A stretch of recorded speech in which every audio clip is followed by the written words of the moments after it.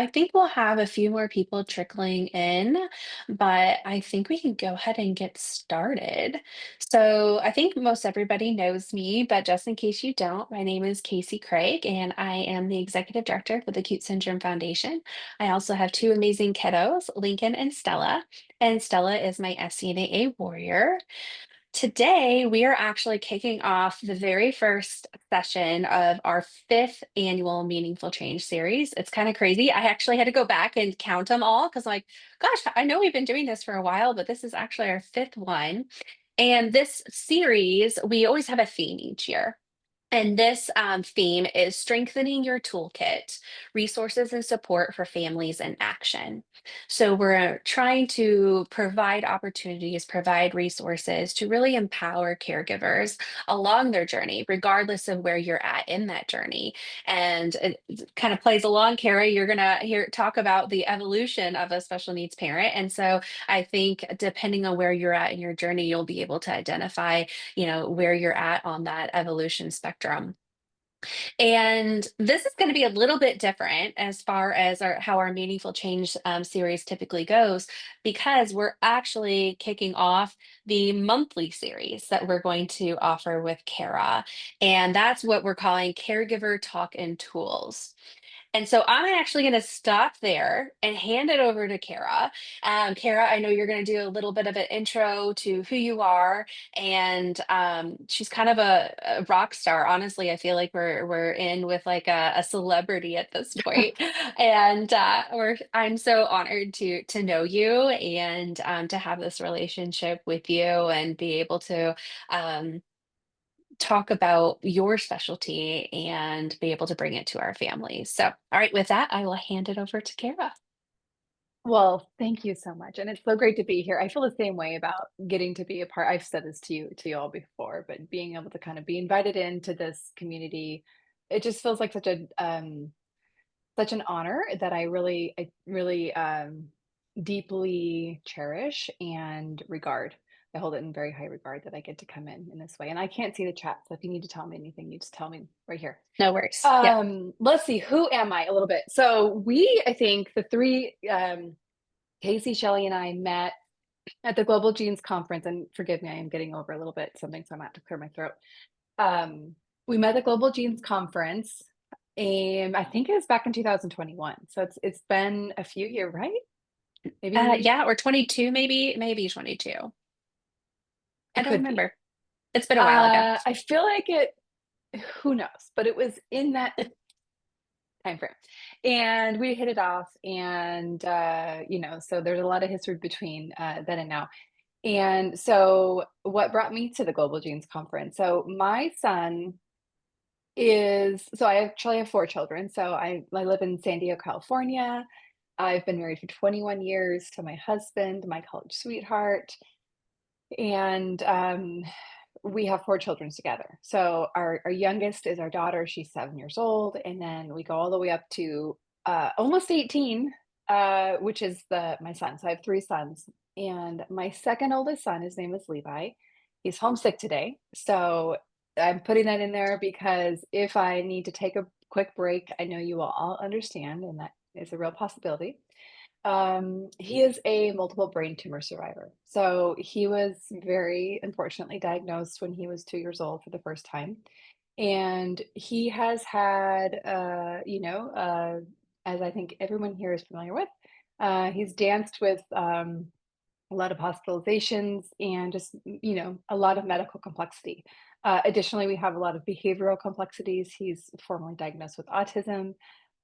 I tell people, I'm like, it's kind of an acquired autism. There's a lot of impact to his brain, and so that's kind of the lived experience that's the diagnosis that fits him best, in terms of what we currently have. So, part of my personal restoration recovery process was becoming a life coach. So my first career was in landscape design of all things, and still love plants and gardening and all the things, but really have found the work that is just matters most to me. And that is really coming alongside families, parents, moms, most commonly, to to work with them as a coach. So that was kind of what part of my restoration was, becoming a coach, and um, didn't really realize at the time how much I would benefit from all of this. I think, like many people, I audaciously thought, well, I'm going to go help other people now. Now that I've been through this terrible thing, I'm going to go use my powers for good. And I think that I was the biggest benefactor of all that I learned as a coach. So as I've evolved as a coach, I've gone to hear over and over again from special needs parents, and I started to notice that there's a very common pattern, or what I've called the evolution. So I've seen these distinct stages, and I just thought it was really interesting and very helpful to be able to give language to what we are experiencing. So, um, everyone, I think, can see the slide here, that I have on the screen, and the image that I created is very specifically a circle. It's not a line.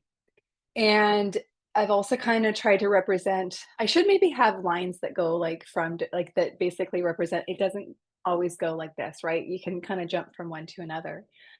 But the idea here is I want to really emphasize that the evolution of a special needs parent is not, there's no destination. Even though I would say many of us would prefer to be in certain stages than others, that the goal of this conversation is not like, okay, how can we get you to the finish point? Because even if we get to the certain some stages, it's very likely that we'll be not staying there forever. We will go back and forth and in between, and that's just kind of essentially the way that it goes. The idea of giving language to it is to create some awareness about what we're experiencing, so that we can then be in choice, or we can have kind of the agency to choose what we want from there. And sometimes we won't choose to do anything different. Sometimes we'll choose to stay where we're at. And sometimes we won't necessarily even have access to that choice. Given if we are in a stunned survival stage, which I'll get into in a second, um, it's not a stage that we can necessarily work our way out of, although there are things that we can do to support ourselves.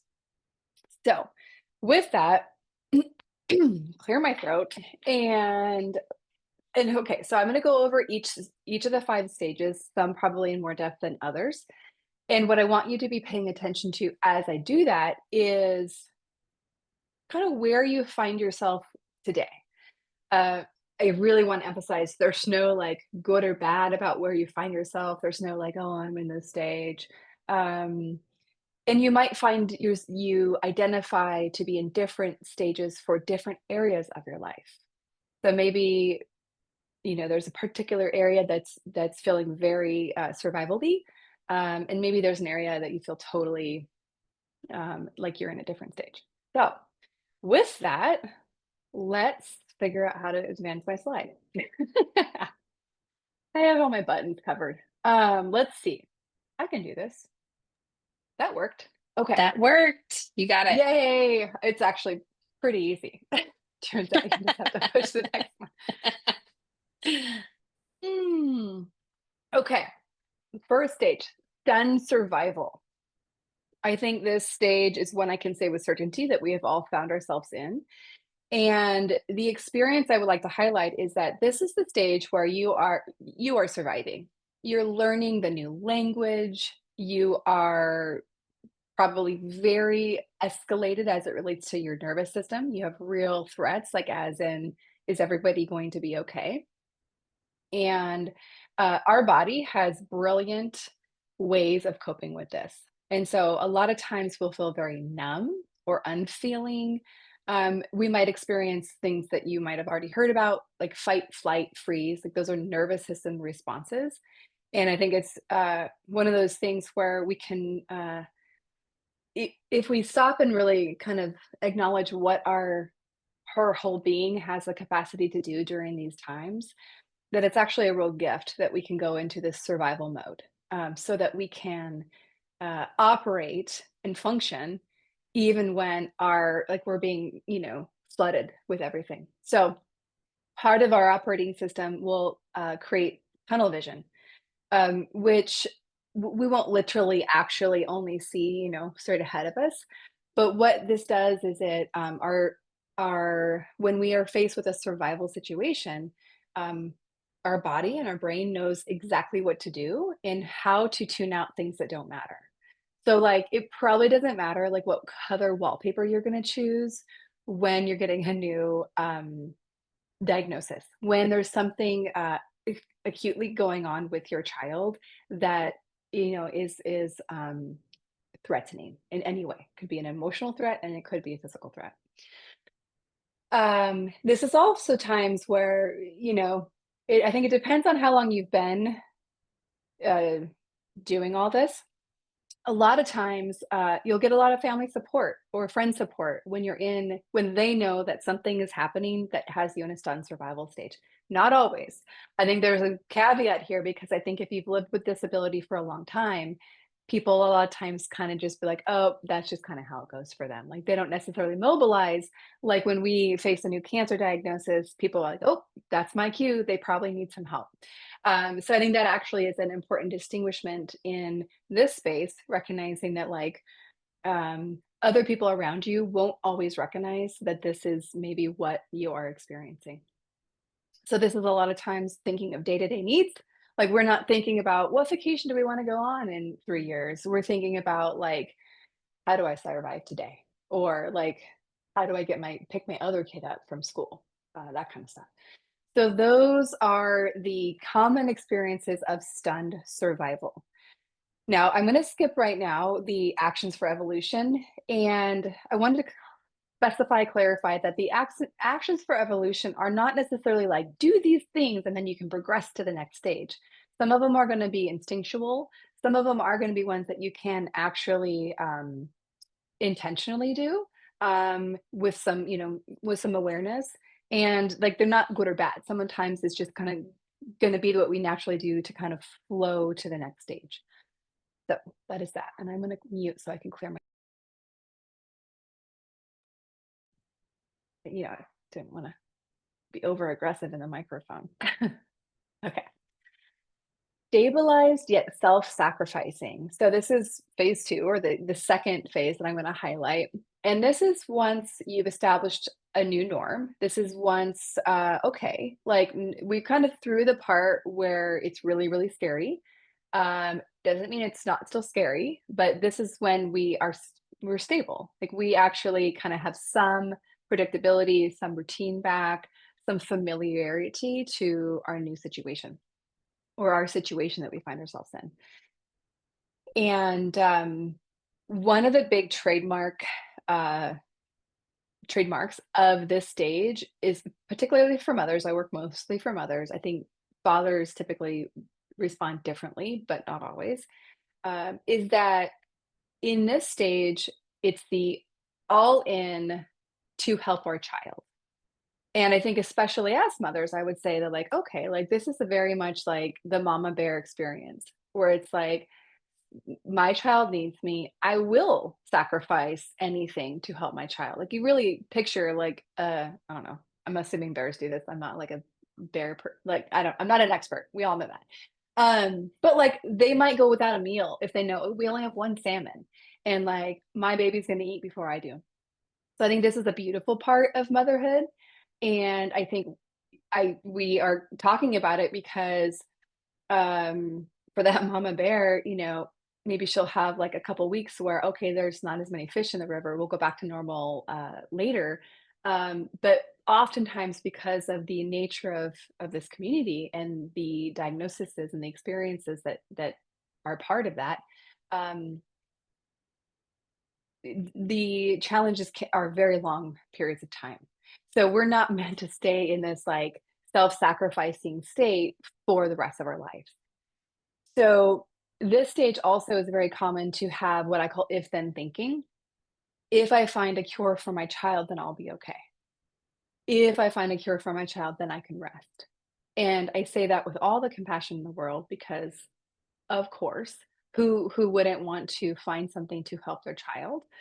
and, especially when the needs are significant. But there's this, relationship to what you can have based on something that is essentially outside of your control.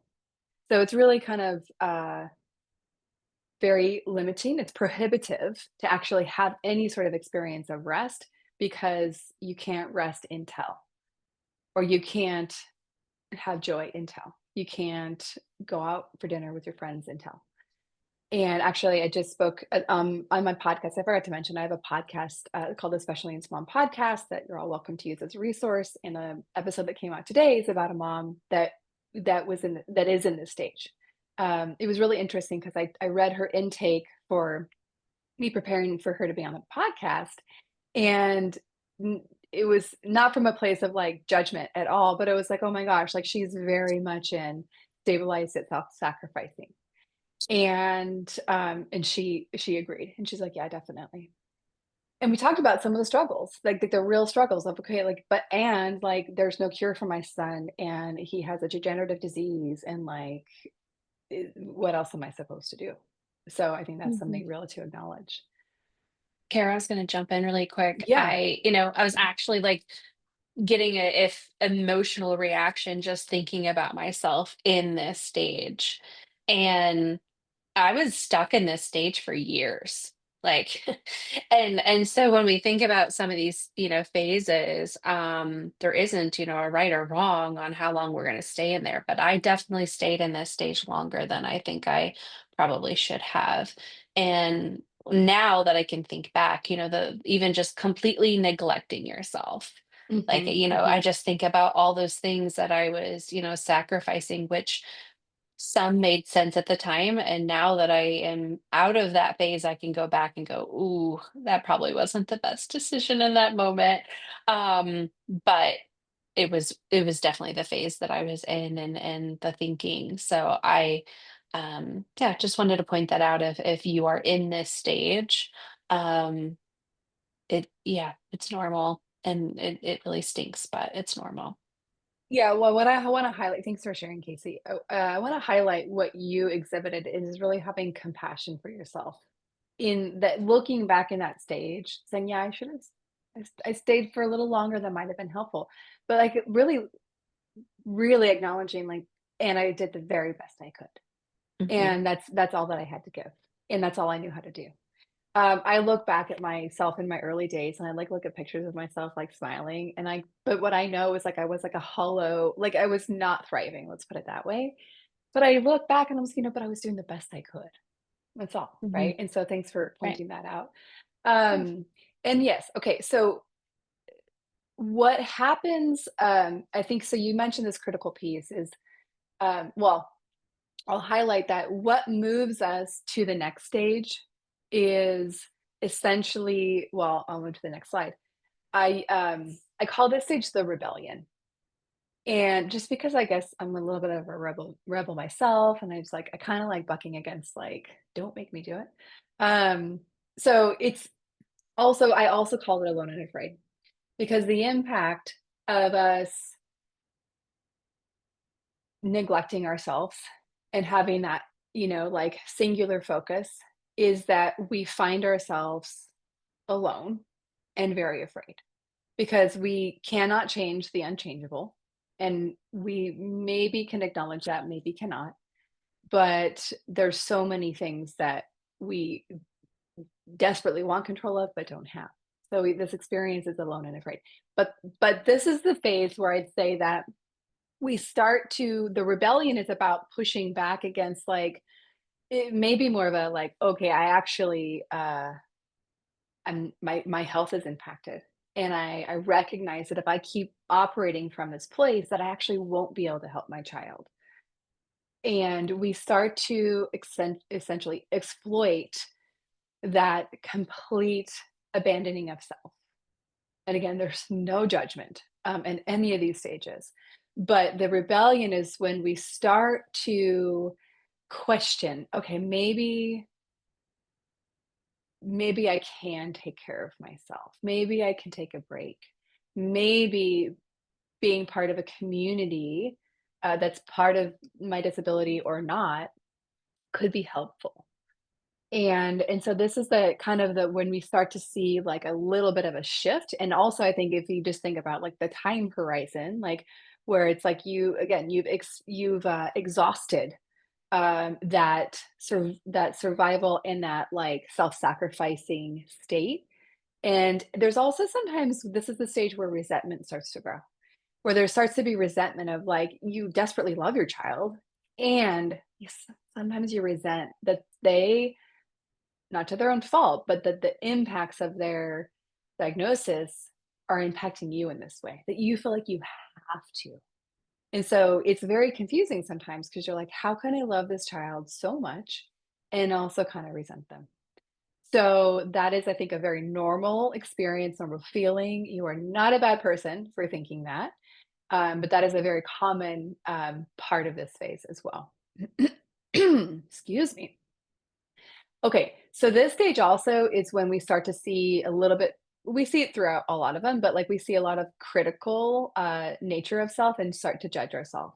So it's like we're stable enough to feel like, "Okay, like, we're kinda getting our life back maybe a little bit," and then that's when we start to really, have a lot of thoughts and feelings about how we're doing this, and so I could just say, like, "Oh, we're starting to feel maybe some resentment." So this is when then the judgment of how dare you feel that way about your child, you start to almost like attack yourself. So I won't go into the details now, but like also the very shame is a very trauma response, a trauma symptom. And so I would say that most of us have a lot of trauma as it relates to what we've been through with our children. And so also very understandable and expected that we start to have some shame associated to that. Okay. Now, 2 more stages, and then we'll get to do some talking and sharing, for those of you who want to. So, the next stage and again, if there's a chat, Casey, would you read it out to me if I need to know if there's any questions? Of course, yes. If there's any questions along the way, feel free to, interject, come off mute, anything. Phase 4, um, this is what I will call the restoration. Also, calm the chaos. So oh, and I just realized I will make sure to leave you guys with a PDF so you have this to take home with you. So I'll drop that in the chat in a little bit. Um, this is when we are starting to learn how to experience peace, which I know sounds audacious. Because what we learn to do, the skill that's developed in this phase is having peace that's not attached to our circumstances. And really, developing the tools to emotionally process. This is probably also when we have gotten some sort of help, whether that's therapy or coaching or community groups like this, obviously, like support tools. So this is kind of that I mean, restoration isn't a good word for it. Um, I think this is when we really have this start to grieve, like, not the passing of our child, but, like, grieve everything that we've lost. Everything that we did not expect to be this way, we start to let some of that pain in so that we can process it. So, in the previous stage I mentioned, we start to have a lot of judgment, a lot of shame. Shame is about like believing you are something, taking on an identity. And so I think the restoration or calm the chaos stage is when we are kind of reinventing our identity in an empowering way. So we're kind of really stepping into like, I am an advocate, I am a disability mom, I am warrior. Like even for, Stella is my warrior child, right? So we start to like really connect to that ourselves. And I think it's a lot easier for us to, relate to our children that way. Excuse me. Um, this I think also is when we start to develop some more tools to learn how to manage in a chaotic life, right? We recognize, okay, all of this is uncertain and unpredictable. Yet I wanna feel like I have some stable footing. So this is where we start to kinda gain some skills in that area. And also, I think part of what creates the calm the chaos, the restoration experience is that restored relationship with ourselves, where we're bringing kindness and curiosity to ourselves when we're really able to ask the question, like, what do I need right now? And then answer it. And then see, of course, how we can go create that. Okay, last stage. Power, peace, and possibility. So this is, what I'll say, not a stage we sometimes stay in for very long periods, given the nature of our lives. That's what I want to say. I want to say, like, this is not like, oh, we've arrived, and like I said, we don't just live here again because of the nature, but you'll recognize that you'll have moments, stages, seasons, even where you feel like, wow, I do have control in my life again. I feel like I'm now not just a victim of what's happening. I feel like I actually am a participant, that I'm getting to actually have a say in ways that feels very good. I think if we go back to many of the stages, the experience is that of a victim where things are happening to you that you very much don't want to happen to you or your child. And this is where I think the power, peace, and possibility is where um, we are stepping into a different role, a relationship to what is happening. We don't feel like a victim of it. It's happening, but it doesn't necessarily feel like it's happening in a way that makes us feel so stuck and so like powerless. Um, I think a huge part of this stage is that this embracing that life is joy and sorrow. So this stage is not like it's all good. It's actually really letting in that sorrow, the grief. It's really having a relationship so that you actually um, make room for all of it. I think very commonly in this stage, we're going to see um, people that feel like they are identifying this age going to have a very deep and well-connected community. You're going to have people that you feel like know and understand you and that you can go to and be authentic, genuine, and honest with where you're at. So those are the stages. I'm going to jump back to this slide. And what I'd like to do is kind of open it for discussion and to hear where yeah, like what stage stood out most to you? Casey shared a little bit like, wow, there's an emotional response to that, to the stabilize that self-sacrificing stage. But yeah, just kind of where you find yourself, or if you're like, I don't know where I am. I feel like I'm kind of in all of them. Like, we can talk about it. So I will invite you to share. And if you don't feel comfortable coming on camera, you can also put it in the chat as well. So Yeah, throwing that absolutely. out there. No, I don't mind sharing. I know a I lot was of gonna you. call on you, Shelly. I was like, Shelly, you're always so great. I always tried to give others a couple of minutes to share first. I spent, I think so Nico being 11 and a half now and having, been diagnosed with the SDNA or living with epilepsy for 11 years of his 11 and a half years. I think I spent the longest amount of time in the rebellion. Mm, And I think I spent so long there because I also spent a long time in this self-sacrificing stage. And for those that have seen or heard the story I told about my mental health being at its lowest, it was because I was spent so long in that self-sacrificing stage and enough was enough and had to ask for help. And I think he was about 4 or 5 at that time. And I think it was because I was so hard on myself in the self-sacrificing stage that my rebellion took so long. And then, Carrie, you recorded my happy story, and I don't look happy today. I'm just low because the weather's crappy. And I just want to take a nap and snuggle because I have 8 million appointments tomorrow.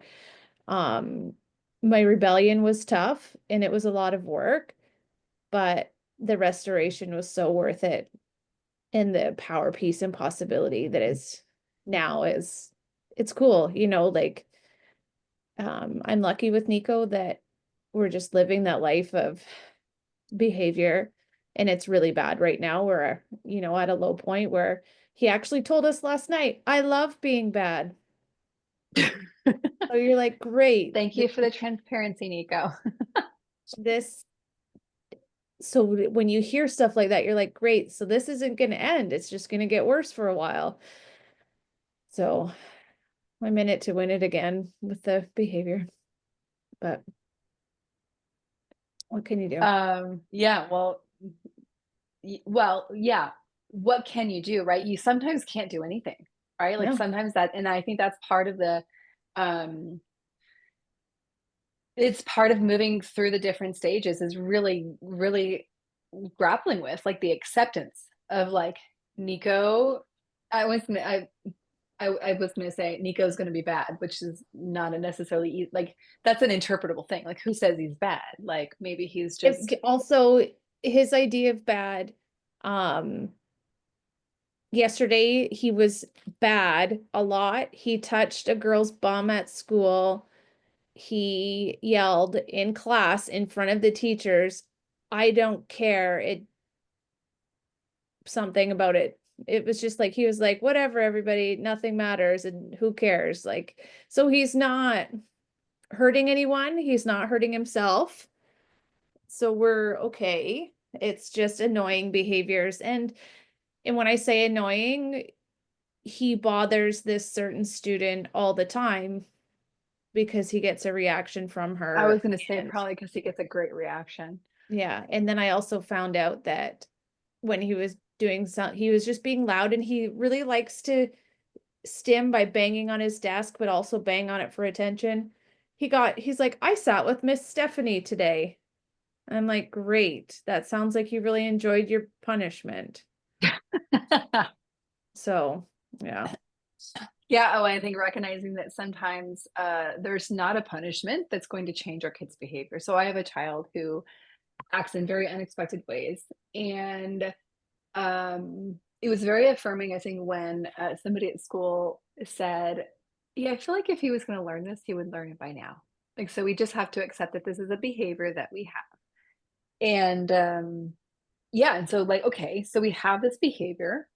Um, and when we just accept that that is what it is, we don't have to like it. So acceptance is not approval. That is like I think where a lot of us get stuck. Like I can't accept it because it's not okay. So that's when we've conflated, we've like put those two together. But so one of the behaviors my son has is stealing. Steals all the time. And I think I bring this one in particularly because it's not really a socially acceptable behavior, right? Like there's certain ones that like people are tolerant of, like maybe vocalizations, like, oh, that's sweet or whatever. But stealing is not one that people really, they really don't understand that it's a behavior, not a naughty boy. And so really accepting for me is like my son steals. And so when I accept that my word, Sorry. yeah, no, I appreciate it, Shelley. I have stories for you for days.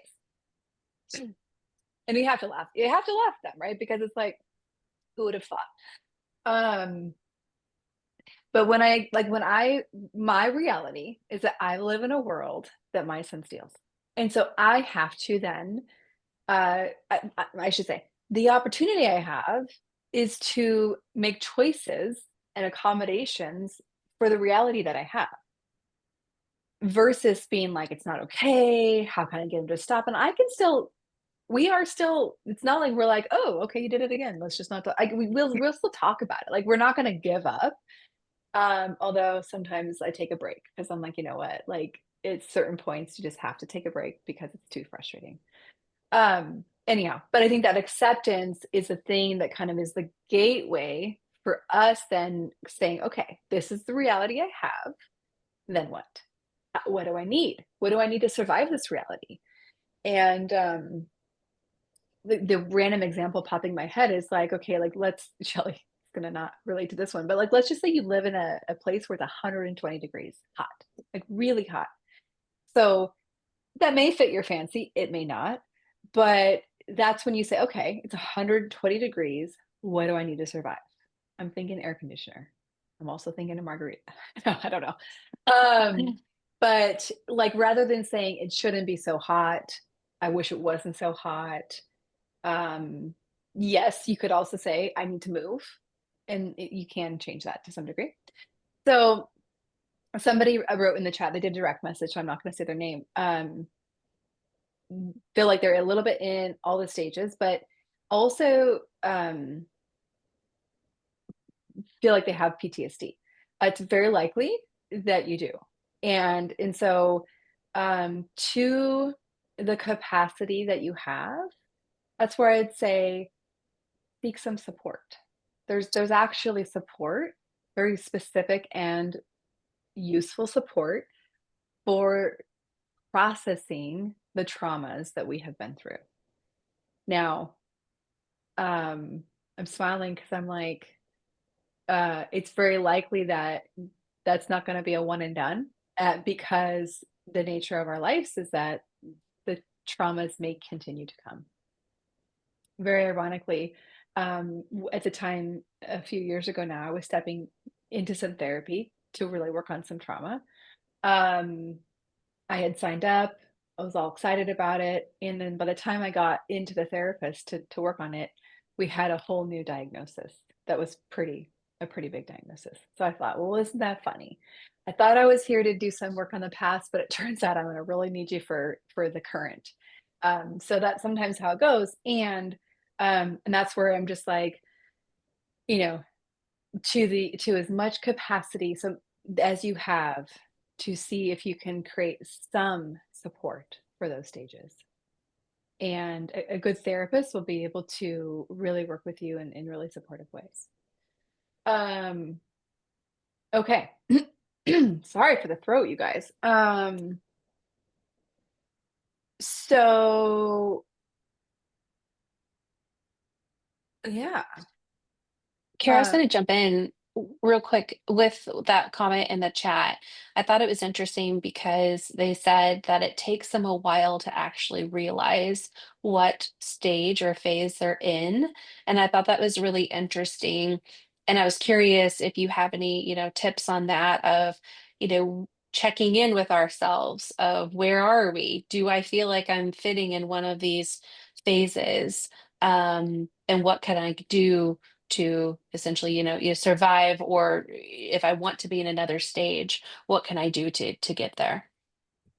okay, great question. And yes, thank you. And actually, that was another comment that was like recognizing it took me a while to realize I was grieving. So thanks for helping bring that Mhm. into the conversation. So that's where I would say it's less important that we really are like, I'm in this stage because I mean, this is just something I made up, right? Like this is just something I noticed as a pattern, right? So it's not like it's cut and dry. It's just a lens that we can look through to kind of bring in some curiosity. So I'd say the things that will move us from one stage to another when we want to is it's going to be the basics. It's going to be taking steps to care for ourselves, and at different stages it's going to look different. Caring for those things are funny. Caring for yourself in the survival stage might look like trying to drink some water. I mean, and that is like, I don't want to minimize, like, that might be what you focus on, what you choose to do to care for yourself intentionally during that stage. In the sun survival stage, it might be, receiving, it might be asking for support. And actually what I wanna point out is that what's interesting is because like I said, we're gonna go back and forth through all these different stages. It's not it's not a lineal cycle. Um, and when the skills that we practice, uh, through, like, restoration and the skills we develop all along the way will help us be better in survival. And what I mean by that is for many of us early on in whatever like the when we're early in our journey, we've never had to ask for help in the ways that we have to do this style of life. We have never really had to receive out of need, any of us. And so it's a learned skill. And so hard to learn when you're also in survival. And that's a skill that we can practice intentionally in the other stages. So, like in the restoration, it's very much about your relationship to asking and receiving. It's a skill that we would practice. And then when we jump back into a survival season or crisis, then we're going to be better at it. We're going to be better at practicing asking for help. So, back to kind of how to move through the stages. So, it's going to be about caring for yourself in the way that you need to be in each stage. So, like I said, sun survival might be very basic. Think of like body kind of stuff. Like it's going to be trying to get sleep, which I know is easier said than done. Nutrition, body movement, like basic stuff. Um, in the stabilize that self-sacrificing, that's kind of when we would benefit from expanding our capacity to feel, expanding our awareness. It's going to be where what's going to help us can kind of get to that readiness for the next stages is developing the skill of emotional regulation. And so that's going to be a huge part of that. And then that can be done on your own. There's a lot of different tools. And actually, we'll be, sharing different tools along the series that we're doing. So keep coming back. Um, because how I like to approach caring for oneself is it's almost like confetti that you throw up and like it all sprinkles down. Some of it ends up landing and some of it doesn't. And so I really like to emphasize this is a experimental process to find out what works for you. Because what works for me and what really supports me may not work for each of you for a lot of different reasons. So, um, anything I missed, Casey, in terms of stage, kind of moving through the stages that you feel like would be helpful? Because I think you have a little bit more breadth of kind of different things I've talked about. Um, trying to think. I think, and what we're really going to try to hit on, with this series too, um, are different ways that you can think about things that you can, tools that you can use to reduce the overwhelm, building your support team. Um, I was trying to look at the other one, sustainable self care, because sometimes it really just does feel like I can't get out of this. I'm stuck. I don't know where to go from here. I want to be able to get out of the house for an hour to be able to walk around my neighborhood, but how do I even get there? And I think those are the types of topics that we're really going to start hitting on with this monthly series. We also had a comment in the chat too that felt like they're kind of between two stages. And I think that seems pretty normal too. Like you're kind of still stuck in the previous one, but you're starting to make strides into the next one. And so, yeah, I wondered, we're about what, 13 minutes out, and I want to be cognizant for everybody's time too. But um, do you want to talk when you're ready? I would like to kind of talk a little bit about what these sessions are going to look like. We've got them mapped out until October. We know November and December are like crazy for everybody, but we have everything mapped out for the next couple of months. And so I was curious if you wanted to kind of talk about that too. Yeah. Okay. So let's do this. I'm going to jump back to the screens Mm-hmm. and then look at some, because actually everyone will have the handout. So you can go to the stage Mm-hmm. that you're in. And I'm going to skip to the stabilize it, sacrificing. So actions of evolution. So I kind of have that. And again, it's not like, so some of them you'll see here is things that you almost just like watch yourself doing. And it's just kind of acknowledging that you're moving through the process. So like actions for evolution would be recognizing the self-sacrificing behavior and just acknowledging that it's not sustainable. So it's just actually noticing, like, oh, I'm doing that thing where I haven't eaten or drinking all day. And so this is okay. So on top of everything, so the two things that I would invite anyone to the party over here. I love the new um, emotions. Yeah. Oh, funny. if only I could figure out what actually makes that happen, because it doesn't feel like it's appropriate to what's happening. But Yeah. um, So the thing that I think would be the most impactful in any stage is being able to bring kind curiosity to yourself. So, like, this noticing piece, you could notice this and then you can go beat your own ass and say, like, "Oh, I can't believe I'm doing it. Other people are probably drinking water and like eating better or whatever." But this is where meeting yourself with gentleness, kind curiosity. Curiosity is when you actually say, "Huh, I I wonder why I didn't stop and eat something." And then you just get to be with yourself. Almost like you were, like, troubleshooting with somebody who you love deeply, and gently saying, like, "Well, like, maybe you can stop for a few minutes," or what would make it feel like you could stop? So, it's really meeting yourself in these, like, inquisitive states and actually having, like, an internal dialogue. So, um, backing up a little bit. So, use the PDF that I give you to kind of see and to kinda just use the actions for evolution to help yourself progress along. And I think another big one, is learning to, as I mentioned earlier, it's like shifting from the victim of what's happening to feeling like you actually have agency. And so when you notice yourself in the I can't, so when it's like, I can't keep up with everything. I can't stop. I can't go exercise. So the example that you said, Casey, made me think of this. It's like, okay, so you feel like you can't go out on a walk. Great. So it's asking yourself, what would I need to be able to go out on a walk? Or it's really shifting from I can't to how can I? So it's Mhm. asking yourself a different question and it's answering the question. And it's then letting yourself be where you're at. So, quick example in my own life, it's like I I used to go to a gym all the time. It was great. And it didn't work for me. So I quit.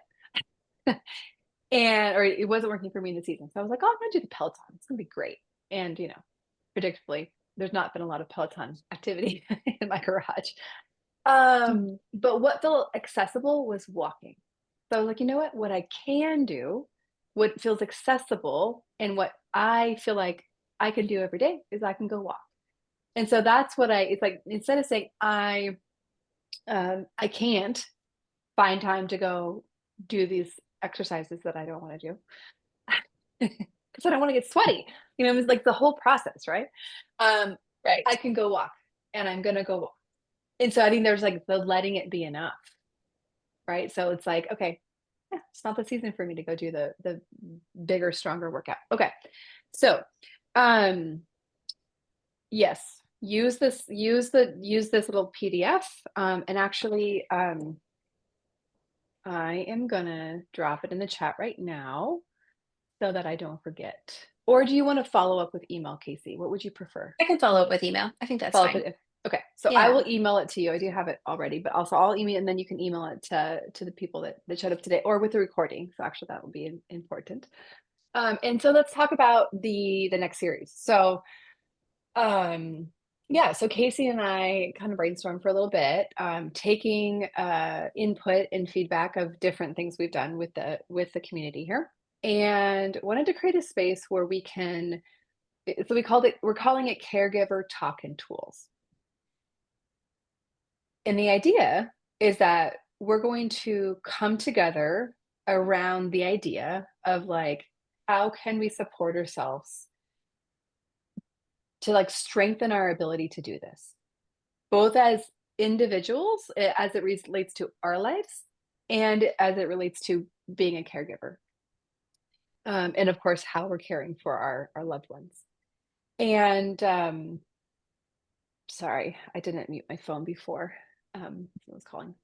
Um, So yeah, the idea is that I will present, so we'll come together as community. I will present a topic. It'll probably be a little less weighty than this. It'll be like 10 to 15 minutes. And really the idea is coming together as community, connecting and talking.